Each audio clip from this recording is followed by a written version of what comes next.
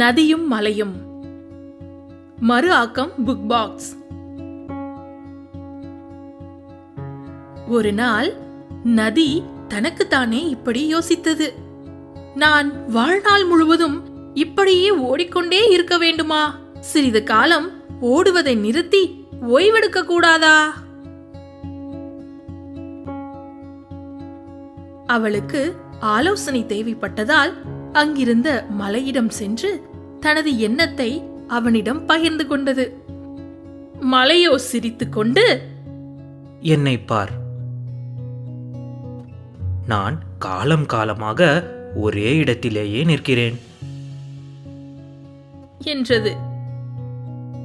அதற்கு நதி, நீ நிலையாக ஓரிடத்தில் நிற்கிறாய், நீ எப்படி களைப்படைவாய்?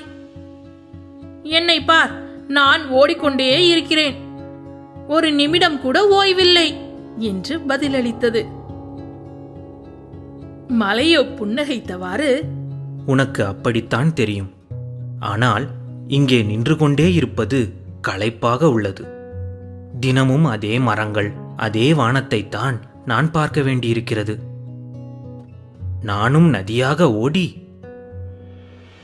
புதிய காடுகள்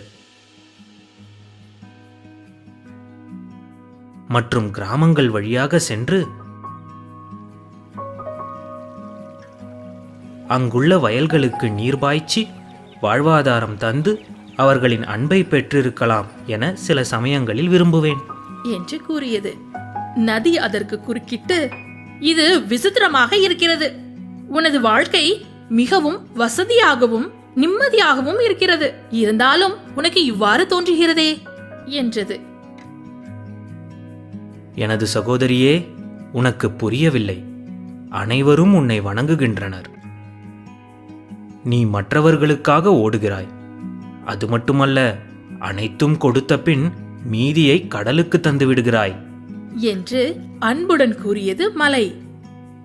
இதை கேட்டதும் நதி மலையினை வணங்கி மிகுந்த உற்சாகத்தோடு, நீ சரியாகச் சொன்னாய் சகோதரா. எனது வாழ்வின் உண்மையான நோக்கமே மற்றவர்களுக்கு வாழ்வளிப்பதுதான். தங்களின் அன்பான அறிவுரைக்கு மிக்க நன்றி என்று கூறியது. பின்னர் மலை நதியை பார்த்து புன்னகைத்த போது அதனிடம் புத்துணர்ச்சியை கண்டது. அவள் பலமான சத்தத்துடன் பாய்ந்து ஆர்ப்பரித்துக் கொண்டு மகிழ்ச்சியுடன் ஓடினாள்.